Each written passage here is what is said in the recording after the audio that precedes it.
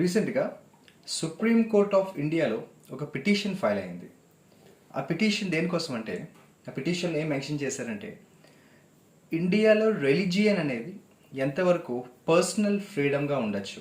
యాక్చువల్గా మన ఇండియన్ కాన్స్టిట్యూషన్లో చాలా క్లియర్గా రాసుకున్నది ఏంటంటే, every Indian should be having religious freedom. మనకి ఫండమెంటల్ రైట్స్లోనే one of the important rights అది రిలీజియస్ ఫ్రీడమ్, మత స్వేచ్ఛ అనేది మనం కాన్స్టిట్యూషన్లో రాసుకున్నాం. ఈ కొత్తగా పిటిషన్ ఏదైతే ఫైల్ అయిందో సుప్రీంకోర్టులో, అందులో వాళ్ళు మెన్షన్ చేస్తుంది ఏంటంటే, రిలీజియస్ ఫ్రీడమ్ ఎంత దాకా ఉండొచ్చు.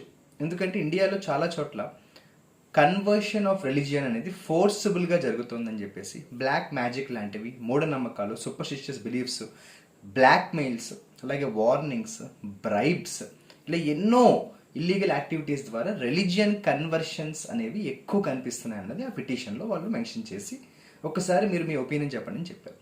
So supreme court of India వెంటనే ఆ పిటిషన్ని డిస్మిస్ చేసేసి క్లియర్గా చెప్పింది ఏంటంటే, how can you file such a petition. అసలు ఈ పిటిషన్ ఎలా ఫైల్ చేస్తారు?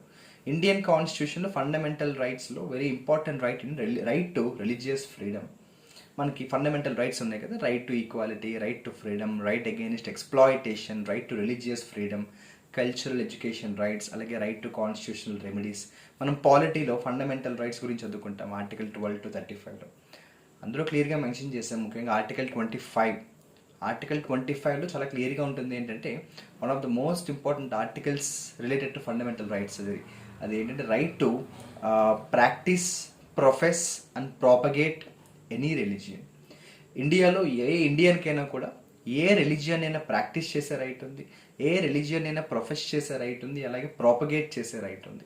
అంత క్లియర్గా మనం దాన్ని మెన్షన్ చేసినప్పుడు మీరు ఈ పిటిషన్ అసలు ఎలా ఫైల్ చేస్తారని వాళ్ళు అడిగారు. దానికి వాళ్ళు ఇచ్చిన ఆన్సర్ ఏంటంటే, చాలా ఏరియాస్లో, వాళ్ళు చాలా కూడా అనలేదు, hardly there is any locality, hardly there is any village, hardly there is any place in India which doesn't have forced religious conversions అని వాళ్ళు చెప్పారు. అంటే వాళ్ళు చెప్పింది ఏంటంటే, ఇండియాలో అసలు చాలా మటుకు చోట్ల బలవంతపు కన్వర్షన్స్ అనేవి చేస్తున్నారు. అది వార్నింగ్స్ ద్వారా అవ్వచ్చు, ఎమోషనల్ బ్లాక్మెయిల్ అవ్వచ్చు, లేదు వాళ్ళ మైండ్ కొంచెం వీక్గా ఉంటే, వాళ్ళ ప్రాబ్లమ్స్లో ఉంటే దాన్ని అడ్వాంటేజ్గా తీసుకుని రిలీజియన్ని కన్వర్ట్ చేయడానికి ప్రయత్నాలు జరుగుతున్నాయి అనేది వాళ్ళు చాలా ఎగ్జాంపుల్స్ ఇచ్చారు. ఇండియాలో చాలా స్టేట్స్ గురించి వాళ్ళు అందులో ఆ పిటిషన్లో మెన్షన్ చేశారు. దానికి సుప్రీంకోర్టు మాత్రం ఎక్కడ కూడా కాంప్రమైజ్ అవ్వకుండా వెరీ బ్లంట్లీ చెప్పింది ఏంటంటే, at any cost fundamental rights should be safeguarded. So ఈ రీసెంట్ ఇన్సిడెంట్ ఏదైతే జరిగిందో, this incident is once again emphasising on the mere fact that supreme court of India has always been, it was and it is and it will be always doing its best to safeguard the Indian constitution basic structure. అంటే భారత రాజ్యాంగానికి సంబంధించి దానికి ఉన్న అసలు basic స్ట్రక్చర్ని కాపాడడానికి supreme court of India ఇప్పటిదాకా ఎప్పుడు నిరంతరంగా కష్టపడుతూనే ఉంటుంది. అందులో ఎక్కడ కూడా ఫెయిల్యూర్ అనేది కనిపించదు. ఎందుకంటే రీసెంట్గా మనం చూసుకుంటే ప్రపంచ దేశాల్లో, చాలా దేశాల్లో, ముఖ్యంగా బెస్ట్ ఎగ్జాంపుల్ ఇవ్వాలంటే మయన్మార్లో రీసెంట్గా జరిగిన ఇన్సిడెంట్ చూసుకుంటే మనకి చాలా బాధేస్తూ ఉంటుంది. అంటే ఇండియాలో ఎంత మనం హౌ బ్యూటిఫుల్ ఇండియా ఈస్, మనకున్న డెమోక్రసీ వాల్యూ మనకి నిజంగా ఇప్పుడు తెలియదు.